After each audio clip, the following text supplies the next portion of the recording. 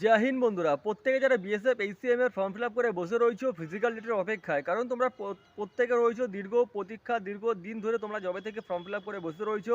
তোমাদের first step যেখানে BSF HCM এর ফিজিক্যাল টেস্ট যেখানে কন্ডাক্ট করানো হবে, তো তার ডেট নিয়ে রীতিমতো হবে তোমাদের শুধু একের পর এক তোমাদের শুধু টেন্টেভলি তোমরা ডেট পাচ্ছ।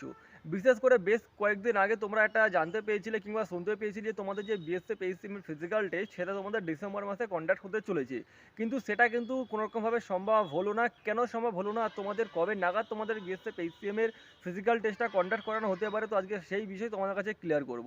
তাই একটাই কথা বলবো, যারা বিএসএফ এইচসিএম এর পরীক্ষার্থী রয়েছে, ক্যান্ডিডেট রয়েছে, ভিডিওটা একদম শেষ থেকে লাস্ট পর্যন্ত দেখো। আর বিশেষ করে একটা কথা বলবো, এই বছর কিন্তু বিএসএফ এইচসিএম এর ক্ষেত্রে তোমাদের কম্পিটিশন লেভেলটা কিন্তু একটু কম যাবে। তারও যে মূলত যে কারণ দুটো রয়েছে সেটাও আমি তোমাদের সামনে তুলে ধরবো। ফার্স্ট স্টেপ আমি তোমাদেরকে বলে দিই, বর্তমান সময় সিআইএসএফ ফায়ারম্যানের যে তোমাদের ফিজিক্যাল টেস্ট চলছে অল ওভার ইন্ডিয়াতে। তো সেখানে কিন্তু তোমাদের 24শে ডিসেম্বর থেকে জানুয়ারির 20 তারিখ পর্যন্ত এটা তোমাদের কিন্তু চলবে।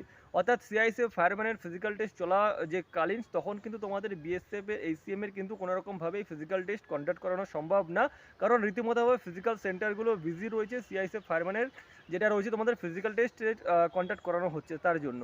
তো এরপরে তোমাদের নেক্সট কবে হতে পারে? তো তোমরা আশা রাখতে পারো তোমাদের জানুয়ারির 20 তারিখের পর, অর্থাৎ জানুয়ারির 20 তারিখের পর 22, 23, 24, 25 তোমরা যে কোনো একটা ডেট ধরতে পারো। টেন্টেভলি আমি তোমাদেরকে বলছি জানুয়ারি তোমাদের 25 তারিখে মধ্যে কিন্তু তোমাদের বিএসএফ এইচসিএম এ যেটা রয়েছে তোমাদের ফিজিক্যাল টেস্ট কিন্তু শুরু হয়ে যাবে এবং কন্ডাক্ট হয়ে যাবে।